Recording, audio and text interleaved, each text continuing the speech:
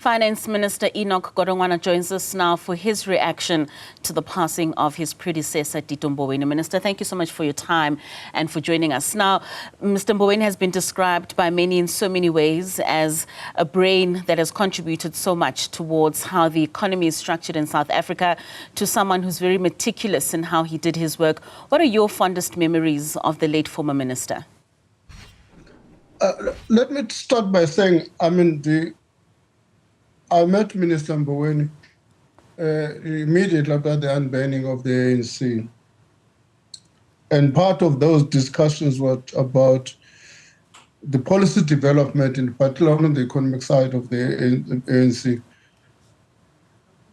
In that process, we saw the emergence of what is called the Red to Govern document, in where you can see his footprints.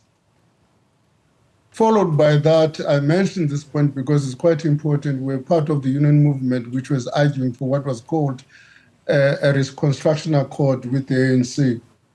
It was Tito Mboweni and them in the ANC who argued that we should not be looking at an agreement between the ANC and government and labor movement. They argued what is called a reconstruction and development program, which is RDP.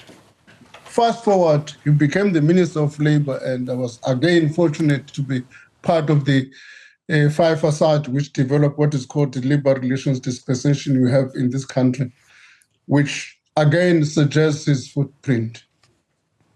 And he then moved to become the Reserve Bank governor number 8. And here he again has demonstrated his capability, and later became the Minister of Finance, who took over in a critical environment and managed to rein in public finances in the country. So basically, he's set up his footprint in an amazing way in the South African political dispensation. Now, your office released a statement earlier today, and you've described him as a titan, a thinker, a doer, and above all, a patriot.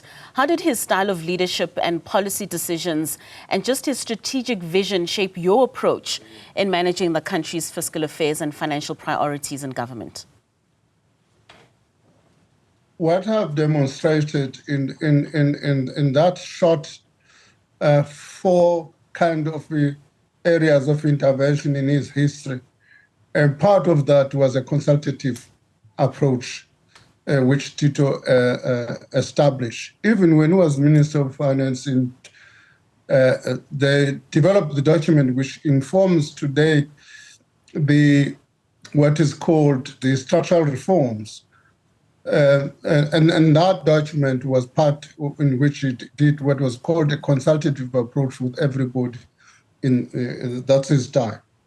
And just maybe take us back to your times. I mean, you speak of when you first met in the early days within the ANC. Just talk to us about the kind of leader he was, and how maybe perhaps he did not agree with everything that was said within the party, but in putting the interests of the country and the party first, he was able to make sure that his presence and his value is felt. I've referred to his kind of strategic thinking and intervention. I made reference to, in particular, to the Reconstruction and Development Program. And I also made reference to the Labor Relations Act, which today he managed to pilot and mobilize both business and labor behind his thinking in this regard. And he will be remembered both by the labor movement and business for that strategic intervention and vision.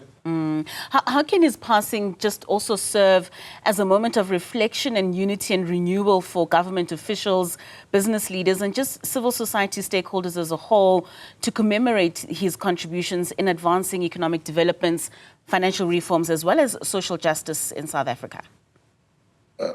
Tito was basically a straightforward person who would have, speak his mind, and who had a vision about this country, whose main vision was to ensure that there's growth and development in our country, and empower, and in so doing, one of these critical things we can think about, never being corrupt.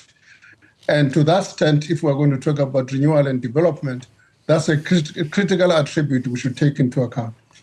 All right, Minister Godongwana, thank you so much for your time and for joining us and sharing those memories with us with regards to the passing of former Cabinet Minister Tito Mboweni. Thank you so much for your time.